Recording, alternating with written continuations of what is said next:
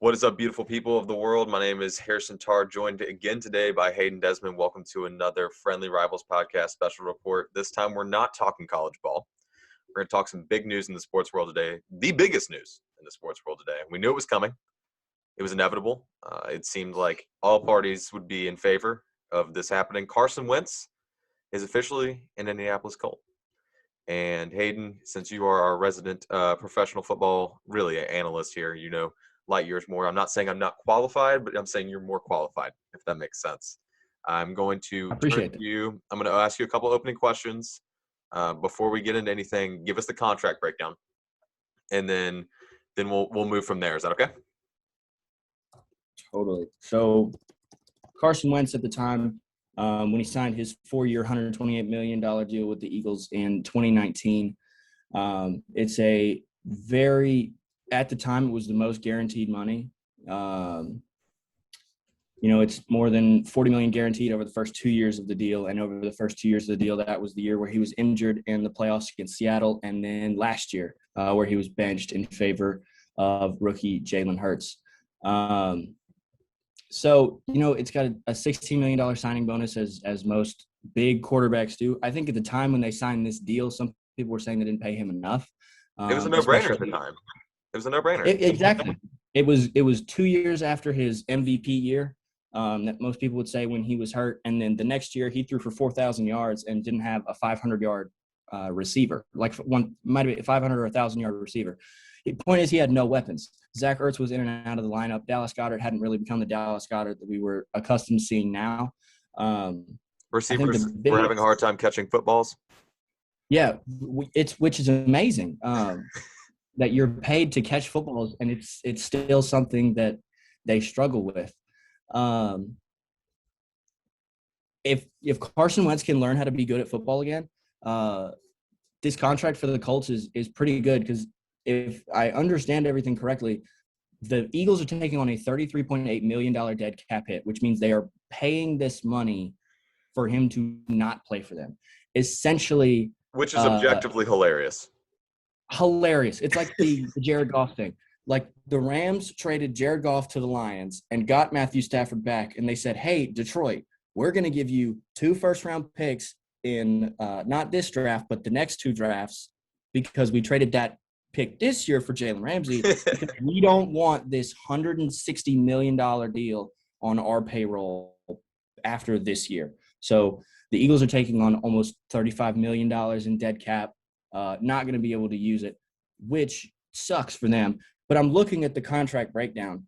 And last year in 2020, when his extension had not kicked in yet, he made $1.3 million with a signing bonus of $3.2 million. His roster bonus was $8 million. So the cap hit for that was a little over 18.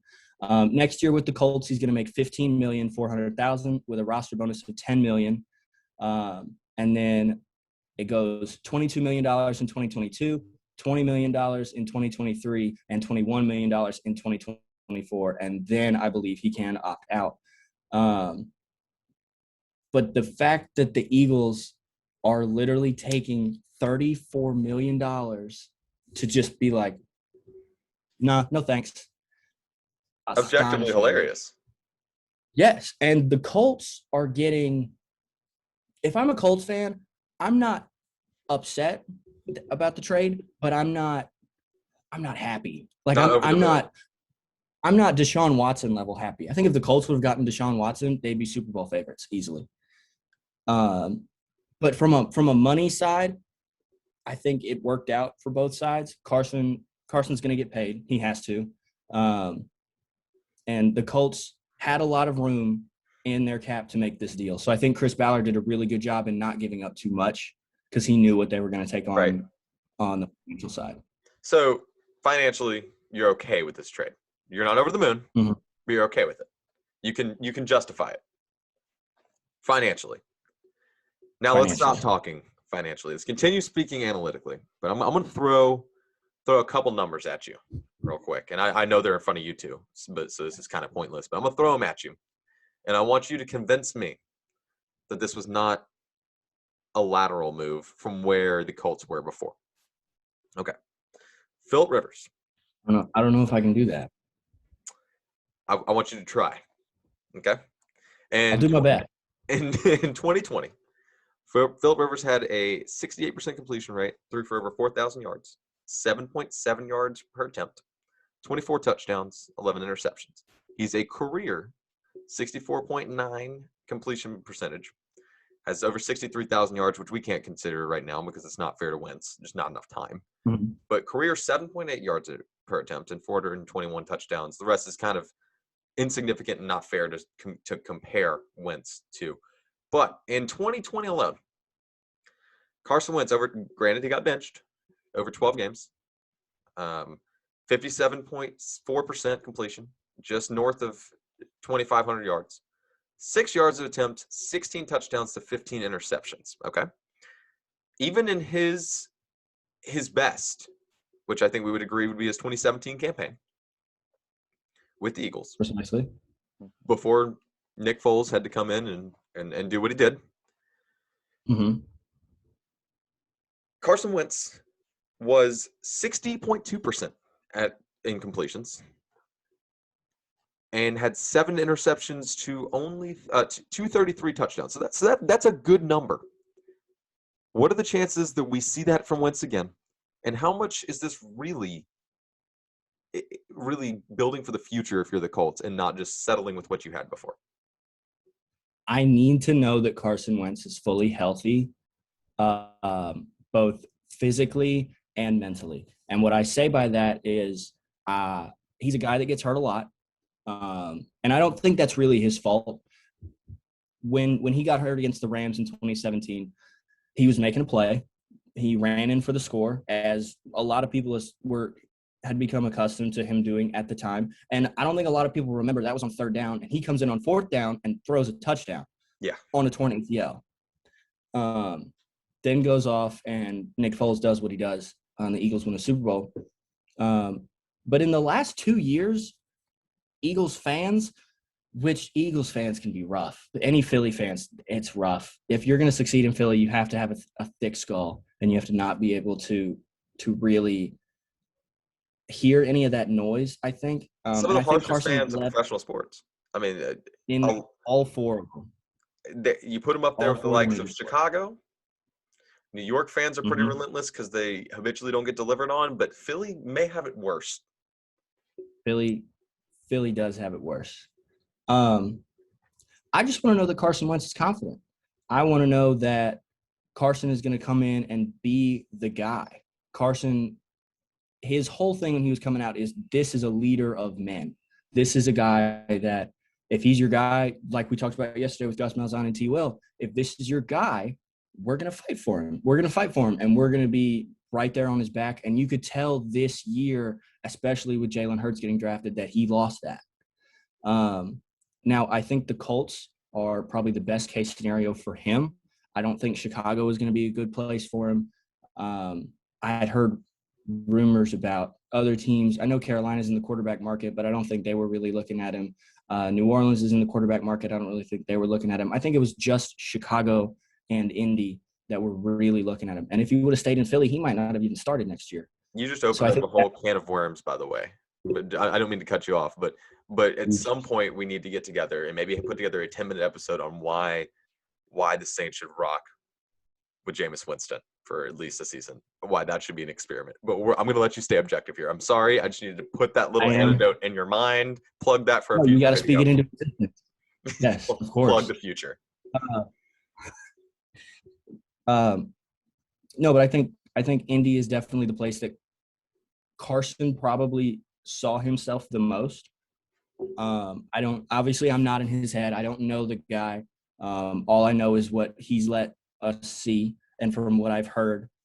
But I mean, Indy has, if you think about it, a solid O-line, which Philadelphia did not due to injuries. Philly has arguably the best offensive line in the NFL, Quentin Nelson, one of the best right tackles, Braden Smith. Ryan Kelly has come in out of Alabama and become one of the better centers in the league. Now, granted, Anthony Costanzo at left tackle just retired, but they still have a lot of cap money, the Colts do. Chris Ballard is great in the draft. Chris Ballard took a top 3 pick the Colts had that year, traded it and then moved back and got Quentin Nelson at guard. Now, I don't know how many guards have been drafted top 6, top 10 in the last 10 years. I know tackles go a lot early, but Quentin Nelson has proven that he was definitely worth that top 6 pick. So if Chris Ballard goes out first round and takes a tackle, that's fine. I'm good with it. He's gonna be a stud. And this year's tackle class is it's not loaded, but it's not loaded. You have guys on the outside like Alex Leatherwood. You have guys like Wyatt Teller from Ohio State, even on the inside. They've even talked about converting Quentin Nelson to a tackle if they really wanted to. And I think Nelson could do that. I don't know if he would be 100% there because I think he's a better guard. I think he's better interior. I think tackles are more one-on-one, setting up blocks. And I think he just likes to bulldoze people. And I love that about Quentin Nelson. And if they can protect Carson, and if Carson has weapons like T.Y. Hilton, who's a free agent right now, but if they bring him back, Michael Pittman has come into his own, especially later in the season. Jonathan Taylor, Marlon Mack, and they had Naheem Hines. Marlon Mack was hurt the majority of the year with his Achilles injury. And you get the 3-headed monster coming back if they all can come back.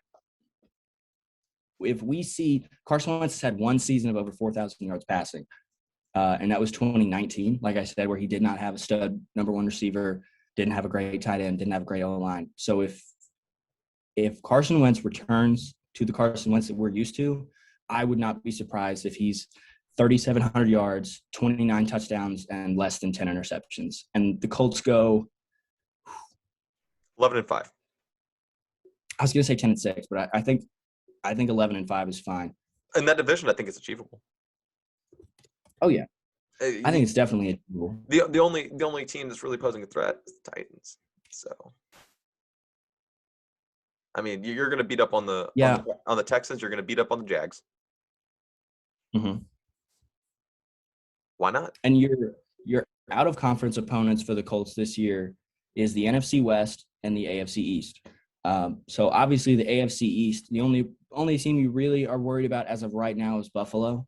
Possibly Miami. And stay woke on Miami. Possibly Miami. Yes, they do play at Miami, but they play at Buffalo and at Miami, and they could very easily go 0-2 in those games. But you play the Jets and the Pats at home.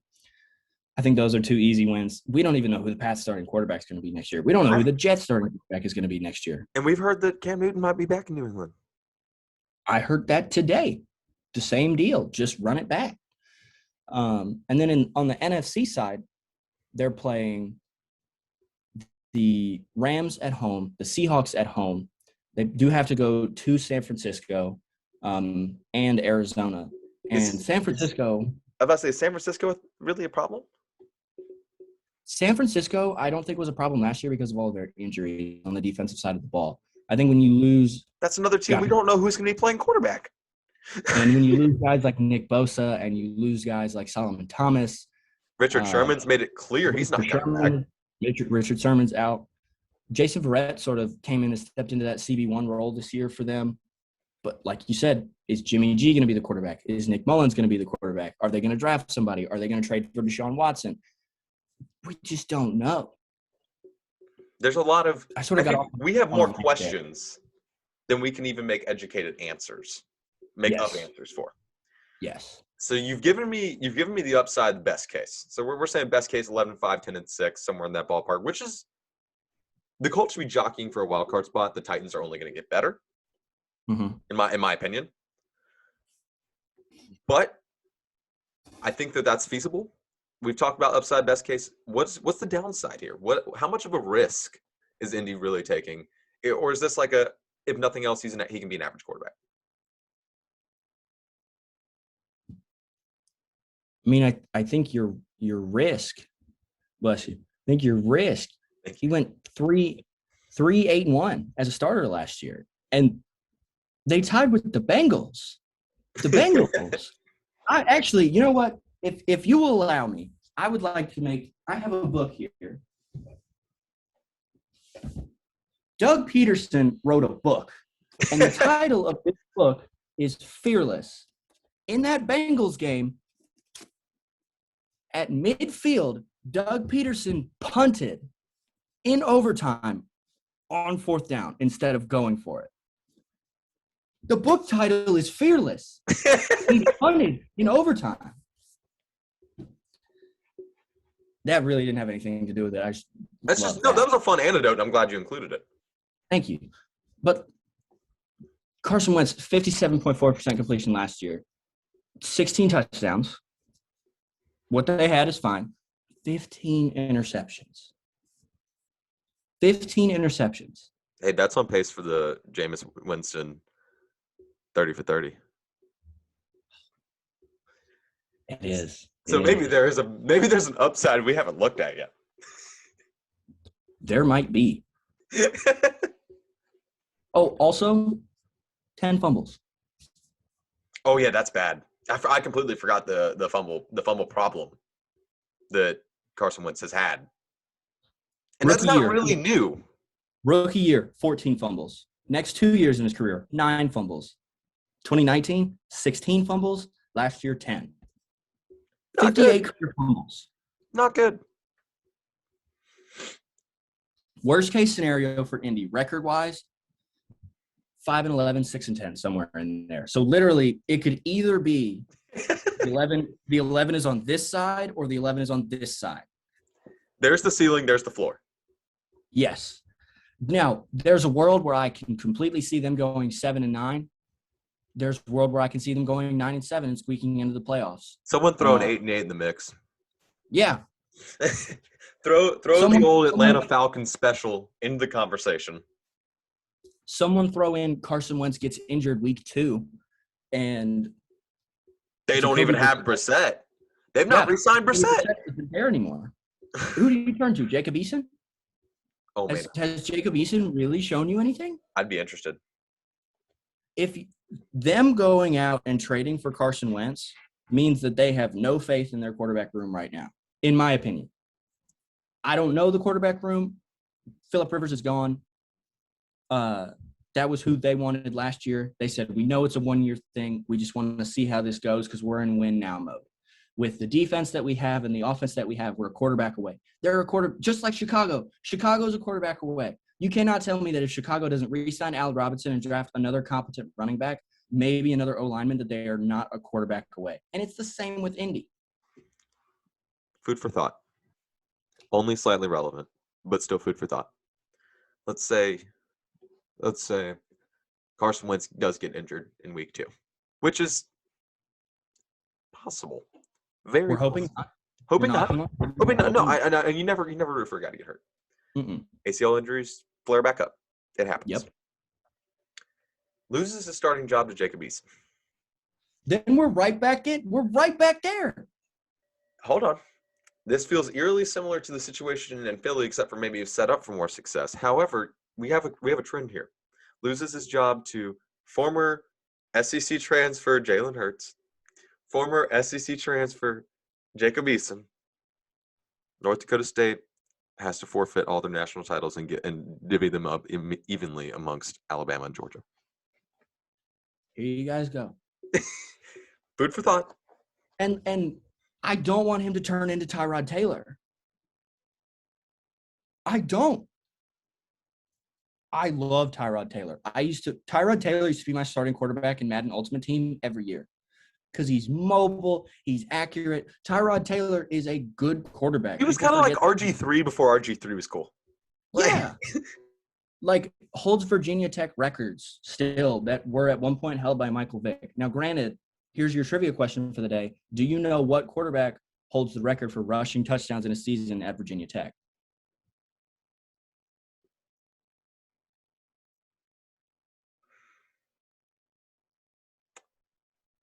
I do not know.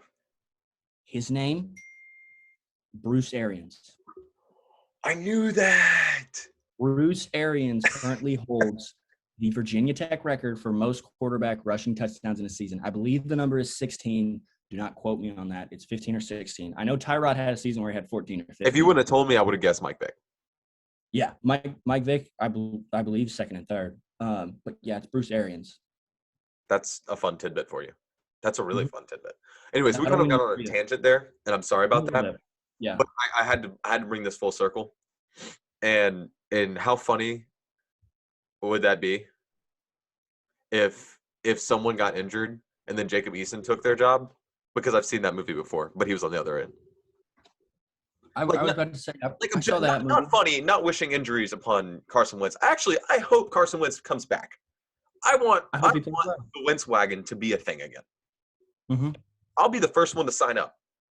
Listen, guys down here are so used to like motor vehicles for everybody else. We were on the Gus bus. Now we're on the Wentz wagon. Like, I'm ready. Need something to hop onto. Exactly. And I can't honorable mention Lane Train. Already riding that. Yes, the Lane Train. Just Did you see the tweet we yesterday? Like automobiles and locomotives that rhyme. Or like see the tweet alliteration. yesterday?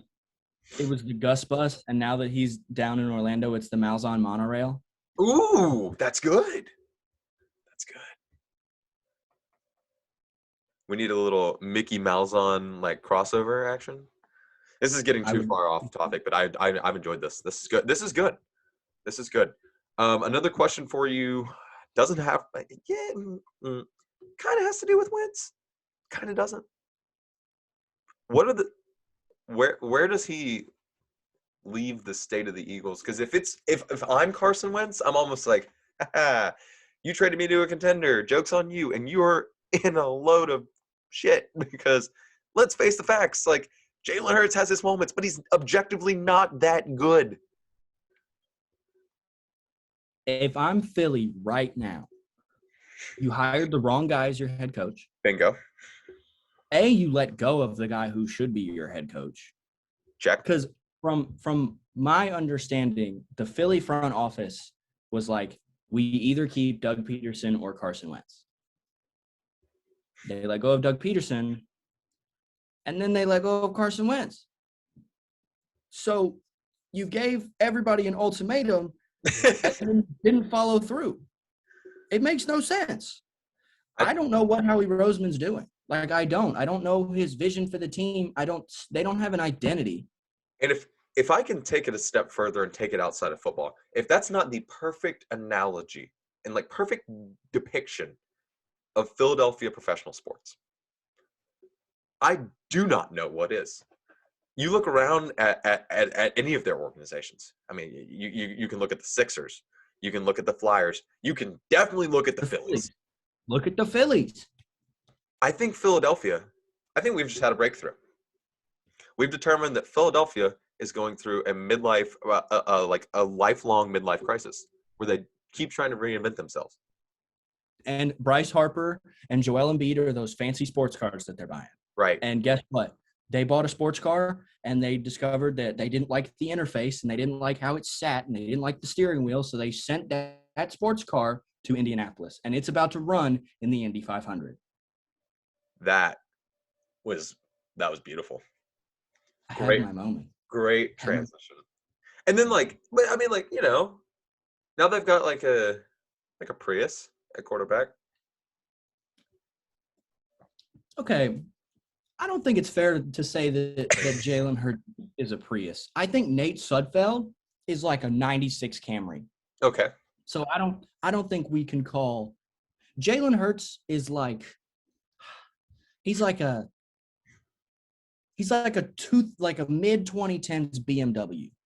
Okay, and like cool to look at. Cool to look at. Yeah. He's cool to look at. Fun to drive if your buddy has one. He's kind of fast. Yeah. Right. He's gonna be there to secure the deal a couple of times. He's gonna get you a couple wins.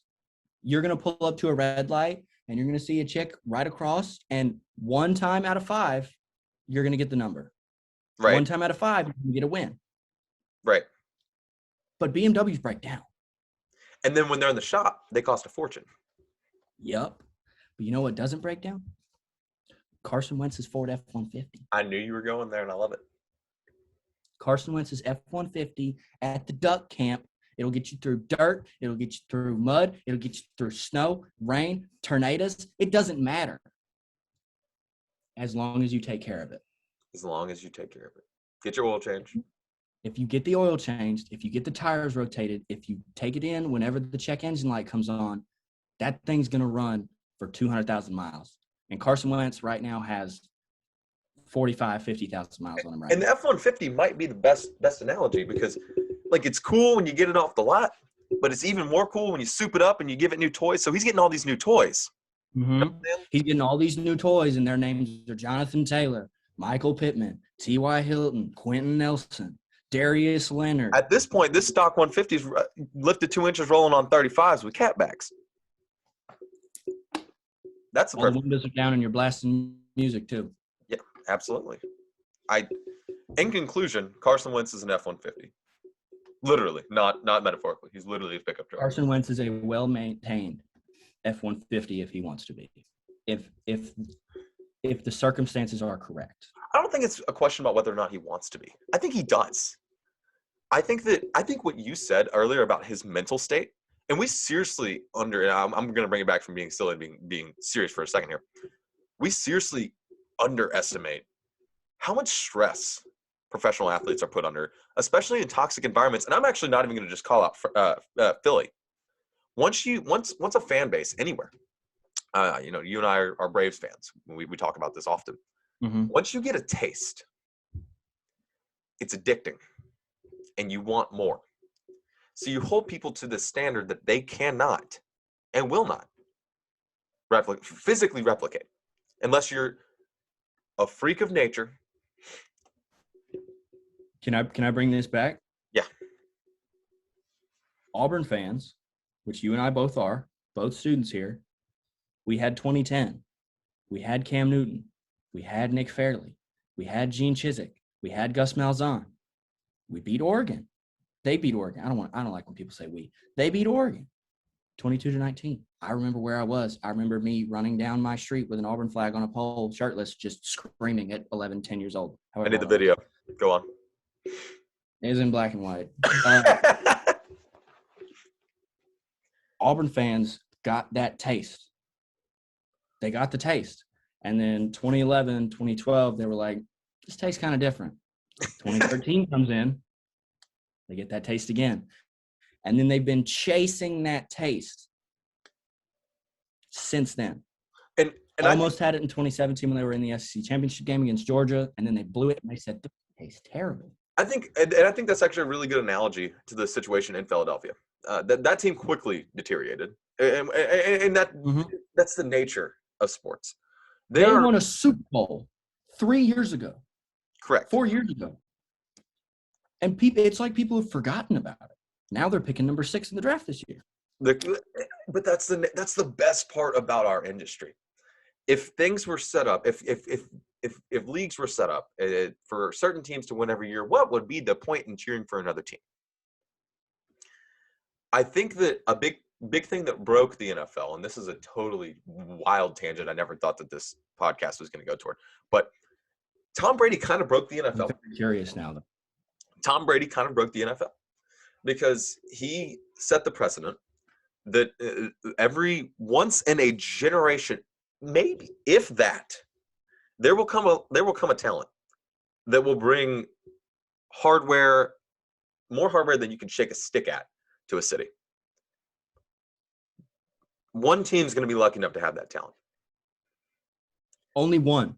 There's 32. Only one. Now go ahead and drop in the comments and let me know that Tampa Tom happened this year, but that's just not what I'm talking about. Tampa Bay. You can't. Tampa Bay Buccaneers went out. I don't understand why people hold themselves to the standard of if my franchise quarterback and Wentz was underperforming, he was. But if my franchise quarterback is not putting us, if we're not in the Super Bowl every year, if we're not in the NFC Championship every year, if we're not bringing home hardware and starting a dynasty, if your idea of sports is my team should be the leader in the forefront of a dynasty for the 20 years we've been blessed to see Tom Brady do what he does. I'm thankful that I am alive to watch Tom Brady play football. Exactly.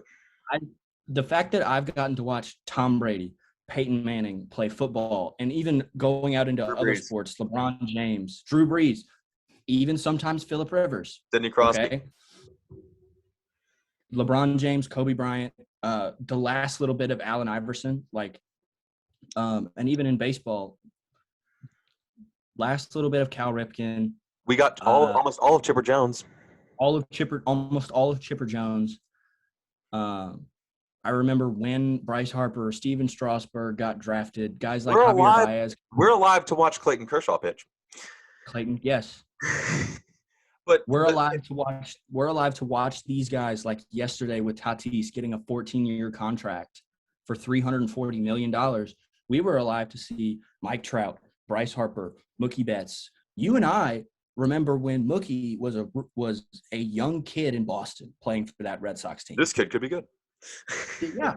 I remember being like, they got this kid named Mookie. Like, we should – like, you don't just name your kid Mookie if he's not good. Because you can't work in an office job with the name Mookie. The point we're trying to make here is if you're defining your team's success by being the forefront of a dynasty, you're approaching sports completely wrong. Mm-hmm. If we knew who was going to win before we started the season, we wouldn't play the season. Now I have a question, though. We talked yesterday about the college football teams that are a tier above everyone else. The Clemson, the Ohio States, the Alabama.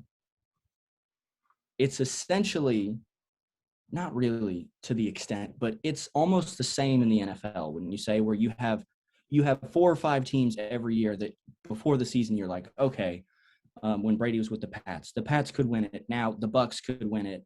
Now, I don't know. I don't want to say Pittsburgh because they collapsed last year in the playoffs. The Browns are on but there's 3 or 4 teams, but other than that, it's wide open. Exactly. If you would have told me last year after their 7-9 season that the Browns were going to come back and make the playoffs and win a playoff game, I wouldn't have believed you. And I'm the biggest Baker guy in the world, but I would not have believed you.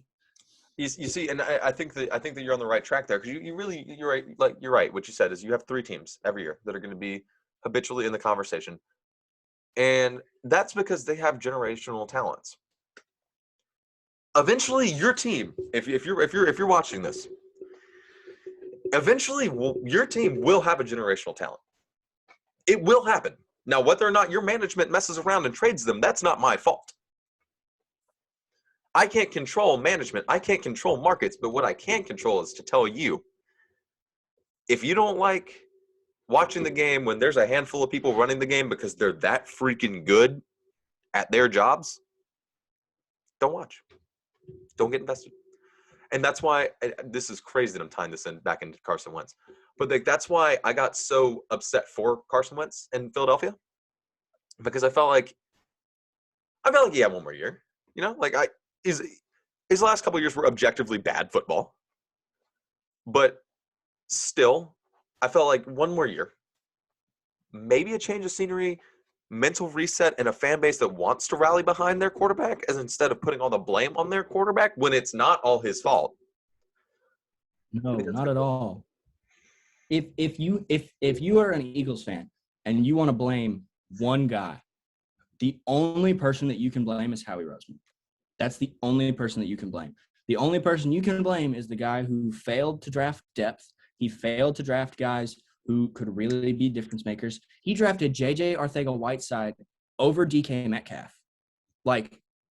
And J.J. Arcega-Whiteside had that one great catch in the corner of the end zone when he was at Stanford. But DK Metcalf and A.J. Brown were physical specimens, and you couldn't take a chance.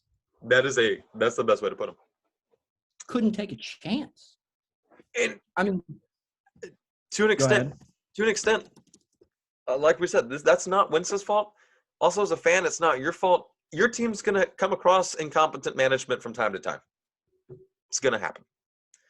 There are some teams that I will refrain from name-dropping the New York Knicks that will habitually have poor management until ownership figures things up at the highest level. But every now and then you're going to get lucky. And just because your team's underperforming you can never put the blame on one player. In football. There have been some instances in basketball where I could probably point the blame to one player. But like I said, I don't like to name drop J.R. Smith. So but I'm going to. No, realistically, I'm looking at Howie Roseman's draft history. Howie Roseman's first draft was 2010. Do you want to know the one player that I can sit here and say was a good pick? It was his first round pick, Brandon Graham. That was it. That was the Riley Cooper draft. Mike Kafka, Clay Harbor, Ricky Sapp, Riley Cooper. Nate Allen as a safety coming out of South Florida was all right. But you go to 2011, there are a couple guys on this list like Deion Lewis that are still in the league. But aside from Jason Kelsey in 2011, that's not a great draft. 2012, Fletcher Cox, Michael Kendricks, Vinnie Curry, Nick Foles, Brandon Boykin, and Dennis Kelly, all great picks. 2013, Lane Johnson, Zach Ertz, Jordan Poyer, who has become a great player in Buffalo, and Matt Barkley, who has also become a player in Buffalo. That was a decent draft. 2014, Jordan Matthews. That's about it on that draft. 2015, this is when you start to see a pattern that you take Nelson Aguilar. That worked out well. He had one good year, and now he plays for the Raiders. And then he forgot how to catch the football. Jordan Hicks as a linebacker was really good. He plays in Arizona now. But from the 2016 draft, you took Carson Wentz, and granted, you had to trade a lot to get him. I get that. But if you can't capitalize on the picks that you have, you had Vaitai, the tackle from TCU, okay? Now, this is the draft where Blake Countess went, and we are pro Blake Countess as a corner. Jalen Mills from LSU in the 7th round turned out to be a really good pick, but the other guys haven't really turned out. 2017, Derek Barnett played really well. Sidney Jones has played really well. But guys like Mac Hollins, who now plays in Miami, Shelton Gibson, Nathan Gary, Donnell Pumphrey. 2018, Dallas Goedert, Avonte Maddox. The list goes on and on. Yeah. Objectively bad. 57% of those draft picks are still in the NFL. Still in the NFL. 43 out of those 75 picks are in the league. That's terrible. That's not good. And I understand, like, I'm not a GM. I get that. I know that if and GMs are gonna miss. You're going to miss. But if you can't pass, you failed. 57%. I'm still in school. That's failing. Like, you need to have like 65 to 70, especially when there's 8 first-round picks, 9 second-round picks, 8 third rounds, and then 13, 12, 10, and 15 in the 3rd through 7th. Like, I don't know if that's a Roseman thing. I don't know if that's a scouting department thing. But, like, if you're going to blame anybody, the blame falls on Howie Roseman. Well, food for thought, Eagles fans. Food for thought. Let's wrap this thing up. Hayden, thank you for coming on today. In conclusion, I think this is good. And overall, for Wentz, I don't know about everyone else involved. And truthfully, I want to backtrack just a little bit before I wrap things up. I don't wish for the ill success or the lack thereof for Jalen Hurts ever. I personally really like Jalen. I think he's a great guy. He was fun to watch at Alabama. He was really fun to watch at Oklahoma. But second in the Heisman that year. Yes. To Joe Burrow. So, who no one could have seen coming and winning that trophy. I wish him the best. I don't think he's the answer, but that's just where I want to just clear things up and let everyone know that's where I stand. Otherwise, I'm cool if we wrap this thing up. Wentz to Indianapolis shook the world today, kind of, even though we all kind of saw it coming. But it was the most likely kind of deal. Hayden, thank you for joining us. Thank you for the breakdown. I really appreciate you. Appreciate you for having me. And we will see you guys whenever we see you, I guess. By the way things are going these days, possibly tomorrow. So we'll see y'all next time.